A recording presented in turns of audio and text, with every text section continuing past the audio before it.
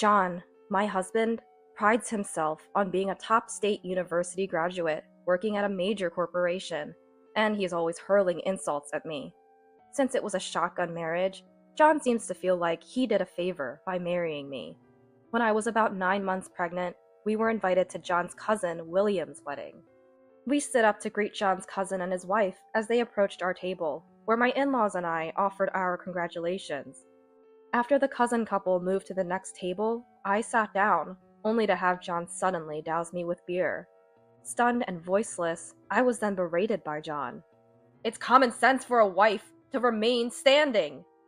"John, wait a minute. You don't even know that much? Typical high school graduate." Mother-in-law quickly took out a handkerchief and wiped my face.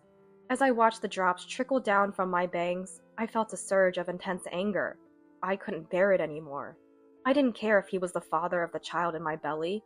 I was ready to expose everything in front of the relatives and shatter his pointless, high pride.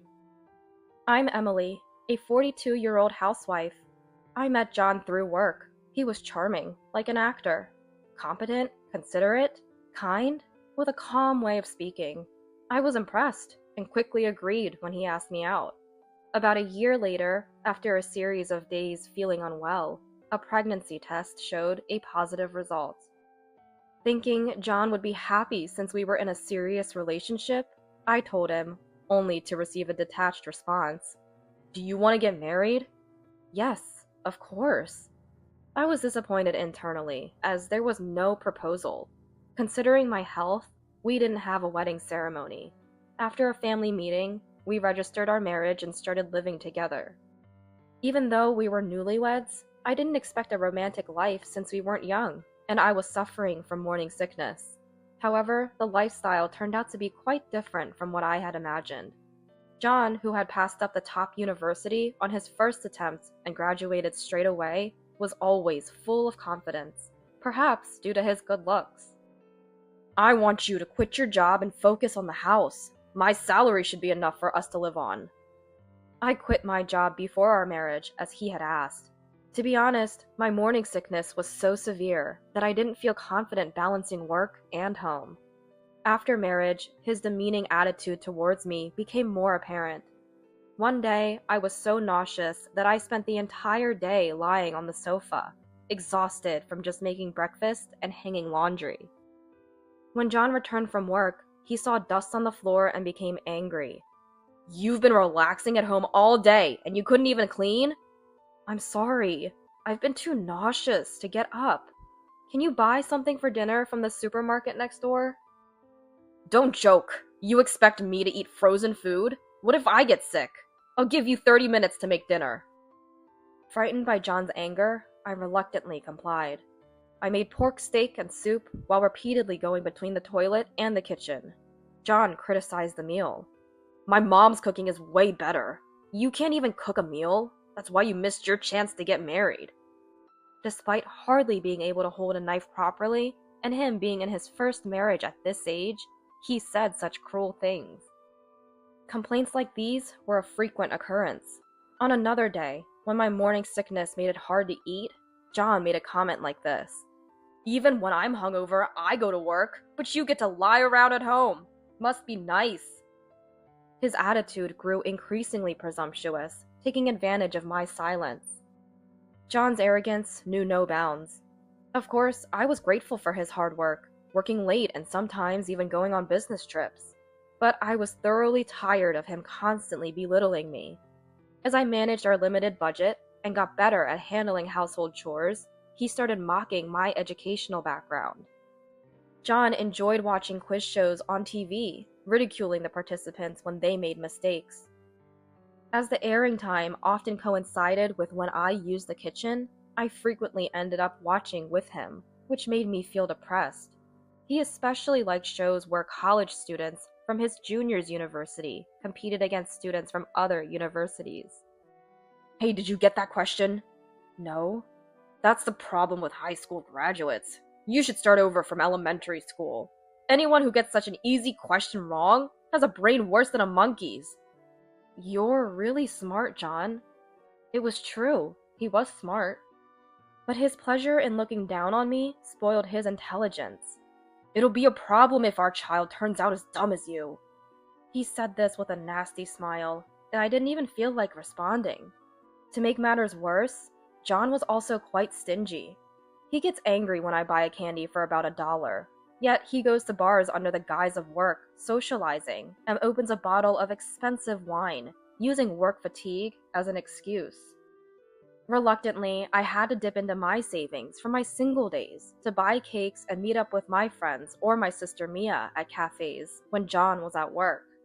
"You got tangled up with a weird guy, big sis." Mia sympathized with me as I vented during lunch. Mia, who travels domestically and internationally for work, hadn't met John yet. Unlike me, who was reserved, Mia has a straightforward personality. When we were dating, he was considerate and had such a charming smile. So, his true colors showed after getting married. Hearing this kind of stuff makes me lose interest in marriage. Mia suddenly remembered something. "Speaking of which, I told you there was a reunion in our hometown the other day, right?" "Yeah, at the hotel." "After it ended, we went drinking with the usual gang, and a guy approached me." "Really?" Mia and her friends are all glamorous beauties. "That guy, he was good looking, but so arrogant." "If you become my woman, you can live in luxury. I'll buy you a mansion or anything," he said. Wow, sounds like he's rich. He had a wedding ring on his left hand, but still said that. So I asked him if he had a wife. Guess what he said? What? "My wife lives off me. Whether I cheat or spend a fortune on other women, I won't let her complain." Yeah, it was so ridiculous. We just laughed it off and left the guy hanging as we left the bar. I wonder what era he thinks he's living in. Really, though. I thought to myself that it sounded like something John would say, but I didn't want to worry Mia, so I kept quiet. Lately, being with John feels suffocating. It's not just about education. Now, he even makes hurtful comments, like this, with a laugh, as if trying to assert his dominance over me. "You understand, right? I married you because you got pregnant. Someone like you should have been dumped. I'm kind because I'm supporting you. You should respect and serve me more. You're not grateful enough." Ah, so I'm like a cat or a dog he took in, out of pity. Yes, I realized that those animals might be treated with more care than I am. This thought made me feel miserable. The kindness he showed during our dating period was all a lie, but I held on to a hope that maybe John would change after the child was born, and I couldn't bring myself to consider divorce. As I approached 9 months of pregnancy, we were invited to John's cousin William's wedding. I was feeling better, and since it was at a nearby hotel, we decided to attend. I was excited to be part of such a glamorous event after a long time.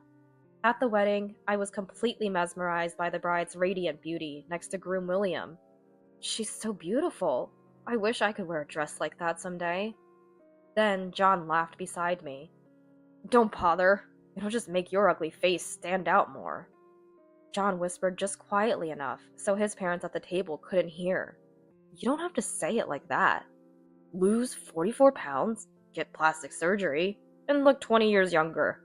Then I'll let you wear it." I bit my lip and looked down while the wedding march played. Why do I have to be spoken to like this? Unaware of my sinking spirits, the ceremony proceeded smoothly. After the toast, it was time for the bride and groom to change outfits. The atmosphere in the venue remained pleasant as small talk started at each table. After a while, John's cousin and his wife came to our table to greet us. We stood up to meet them and exchanged congratulations. After the cousin couple moved to the next table, I sat down following my in-laws. The moment I sat down, I felt something cold splash on my face. John had thrown beer at me. I was too shocked to speak. John yelled at me. "A wife is supposed to stand! Isn't that common sense?" "John, wait a minute." "Stay standing until we visited all the tables. Don't you know even that much? Typical high school graduate."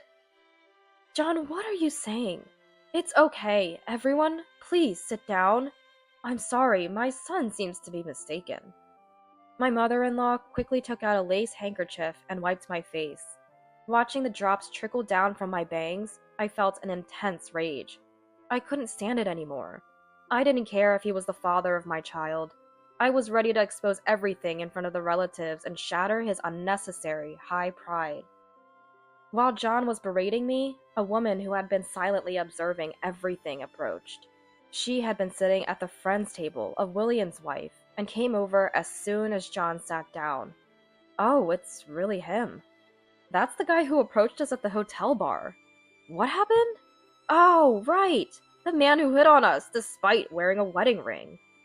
John turned pale-faced at Mia's revelation. Mia's friend spoke loudly enough for other tables to hear.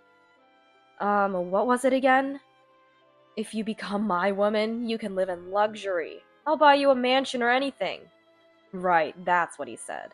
My wife lives off me. Whether I cheat or spend a fortune on other women, I won't let her complain. Yeah, he was boasting like that. I felt sorry for his wife. Wait, is that his wife? Your sister? What? Mia's sister is married to that flirtatious man? Why is Mia here? Oh, she's a friend of William's wife. Mia, who came over with friends from the same table, exaggeratedly showed up surprised upon seeing my face. Although it was clearly an act, it was going according to plan, as it shocked John. John's parents looked confused as they glanced between Mia, her friends, and John. You approached women even though you're married? No, Dad, don't believe what they're saying. John, sweating profusely, tried to make excuses. Are you saying my sister and her friends are lying? I confronted John. If you think it's a lie, shall we check the date and time? It should match exactly with the day you were away on business. John's face twisted as Mia and her friends mentioned the specific date and time, precisely when John had been away on business. It was precisely the day John was away on a business trip. This man is incredibly stingy. He hardly provides for living expenses, despite his high salary at a big corporation. He's about to become a father, but all he thinks about is having fun for himself. Handsome or not, it's off-putting. Mia's friends laughed, and John turned red and looked down. His friends looked at him with dismay. You're the head of the family. What are you doing? Don't embarrass us, please. No, Mom, it's not like that. Emily, do something. What am I supposed to do? My sister and her friends are just stating the facts. As I coldly rebuffed him, John got angry. If it's a fact, then show some proof. Did you record my words or something? You didn't, did you? At that, Mia and her friends fell silent. After they quietly returned to their table, John glared at me. So, you were plotting with your sister to embarrass me, right? That woman being at my business trip hotel was also a setup, from the start, wasn't it? I couldn't have done it without knowing the hotel you stayed in. You're cunning. You looked it up, didn't you? Well, it doesn't matter. You'll remember when we get home. As the bride and groom, who had changed outfits, re-entered, I ignored John's words and focused on the stage. Next was the time for the bride and groom to go round the tables of the guests, a table round. They were going to perform a candle service, lighting the candles. Suddenly, I noticed that John, who had been angry just moments ago, was gazing at William's wife with a wicked smile. On the other hand, William's wife was turning her face away from John in an unnatural manner. As the two left, John, for some reason, brought his glass of beer closer to William's wife and spilled beer on her dress. Oops, my hand slipped. Come on, John. This is troublesome. It's a rental. John immediately offered help to the lamenting William's wife. I'm sorry. It's probably better to wash it off right away, right? I'll go to the restroom and William can go around the tables alone. No, it's weird to separate during the ceremony. I'll go with him. Don't worry about it. We need to finish within the scheduled time. But William's wife looked troubled next to a hesitant William. That's when I came to the rescue. Was it William? You shouldn't leave them alone. John, you were trying to woo William's wife earlier. I saw it. William was surprised. Is this a lie? Don't say weird things. John shouted in a panicked manner. What the hell? Are you trying to disrupt the happy mood since earlier? I hate it too, but it was you who made it like this. I looked up at William's wife and spoke in a strong tone. William's wife? It's better to say it early. Don't endure it. William's wife must have gained courage from my words, as she looked at William with determined eyes and began to speak. William, what everyone is saying is true. When I went to the restroom earlier, John tried to woo me. William and John have been close friends since childhood, right? I didn't say anything because I was afraid it would ruin their relationship. But why should I endure it? William's wife glared at John and spoke in a stern tone. I remember every word. I'm going to tell everything. Stop it. Ignoring John's attempt to interrupt her, William's wife continued to speak with her voice echoing throughout the venue. He said, I'm smarter than William, and work at a better company. You'd benefit more from being with me. Anyway, give me a call when you get back from your honeymoon. Really?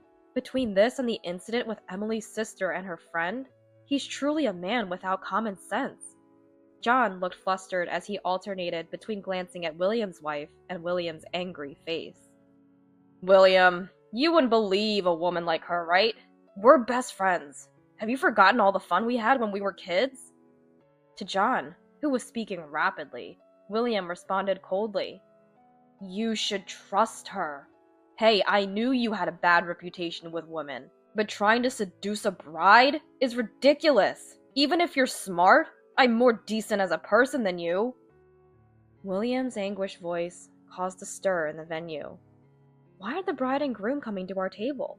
They're just standing there. It seems John tried to woo William's wife, and William is angry. Huh? Well, he has every right to be angry. What's that guy thinking? Relatives who learned of the situation began to criticize John, one after another. John is handsome and the family's rising star, but he's always acted so high and mighty. He's still like that, even in his 40s. No growth at all. No matter how smart he is, he's morally despicable. He's a disgrace to the family.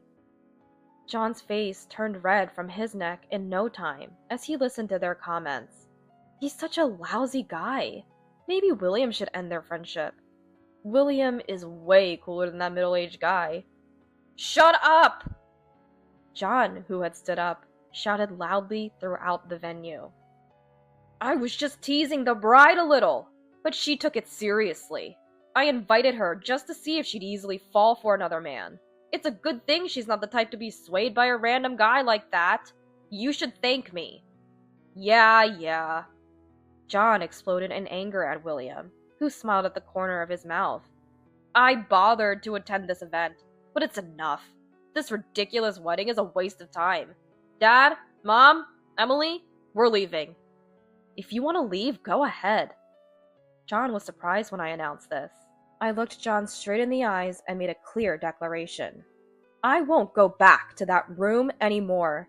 I won't be living with you from now on. In reality, I wanted to present the divorce papers right here, but it would be uncouth to do it at the wedding, so I planned to send them to John later. I don't even want to see your face. Go home, quickly. It's bothering other people if you stay here forever. Saying that, John was momentarily stunned. Then he exploded in anger. It must be unbearable for him to be defied by me, who was usually obedient. Are you taking the child away from me? A competent father like me? There's no way a low-level mother like you can raise the child properly. You can leave, but hand over the child to me. I won't hand this child over to you. Then I'll hire a lawyer and fight for it. I'm obviously in a better position, being the superior one. What's advantageous about a dumb father? You're still completely out of touch with reality. I sighed in exasperation. Then, Mia, who had been silent for a while, stepped forward and handed John her business card. This is from me. If you'd like, I can introduce you to some acquaintances. The head of a law firm. The one that's a major player in the state.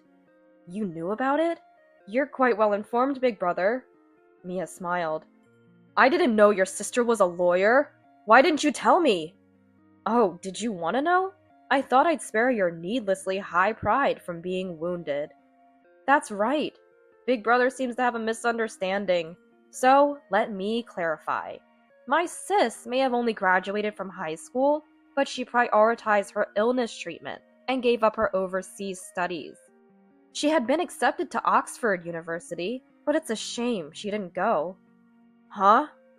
Well, it's not something to brag about, so I didn't mention it. Our eldest brother graduated from Oxford University, and our younger brother graduated from Harvard University. Quite an international bunch, don't you think? John stared at me as if he had seen an alien. That's a lie! It can't be true! Emily can't answer any quiz show questions.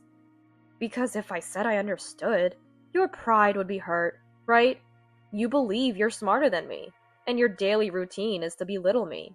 I can answer all those questions. In fact, should I tell John the answers before he figures them out next time? I hope your child takes after me, and doesn't turn out to be a fool like you. Exposed to the gaze of the bride and groom, as well as both sets of relatives, John must have felt embarrassed. John made a frustrated face and ran away from the scene. His parents hurriedly followed him, and the audience burst into laughter. With John and his parents gone, the wedding was canceled.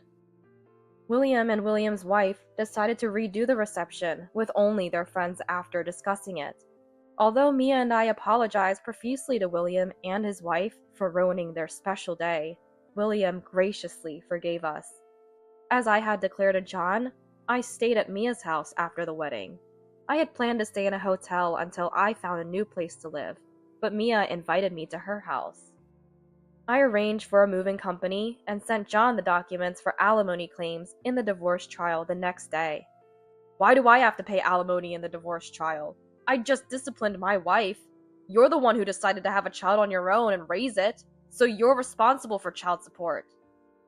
I calmly conveyed this to John, who was shouting over the phone. Oh, I see. So you're okay with going to court. That will cost you extra money, you know. I will give you the apartment, so please give me half of the appraisal value. Alimony and appraisal value in the divorce trial will be paid in a lump sum, of course. If you ignore it, I'll sue you, so be prepared. Emily, spare me from paying alimony in the divorce trial. I have to pay it to William too, and when you add them together, all my savings will be gone. I said this while feeling disgusted with John's pitiful voice. After making me save so much, you must have accumulated savings. But it's strange that it would disappear due to alimony in the divorce trial, don't you think? Did you spend the extra money on another woman? John fell silent. It seemed I had hit a nerve. I wasn't even angry. I had anticipated that, so I set the alimony in the divorce trial at a high amount. Afterwards, John gave up and transferred the alimony to my account. According to a story I heard from a friend later, there was an employee from John's company among the participants at the wedding, and it seems they spread the story of how he had ruined the wedding within the company. Having lost the trust of his superiors, John was transferred to a different department, and his salary was significantly cut. Although John was still able to perform his job, he had been quite popular among the female employees until now. But as soon as he fell from the elite path, he was completely ignored. John, who had completely lost his confidence, quickly spiraled down. His former coolness disappeared, and now he had a disheveled appearance with gray hair and a worn-out suit. It is said that when he occasionally spoke to female employees, they all screamed and ran away.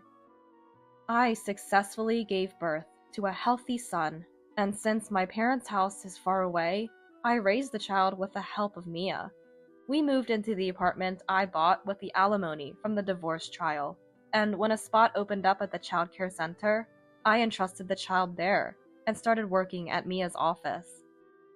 So far, child support has been deposited into my account every month without fail. Threatening to garnish his salary if he fell behind on child support seemed to be effective. Mia takes much better care of the child than John ever did. Now that there's no father in the picture, I plan to shower both of them with love and raise my child carefully.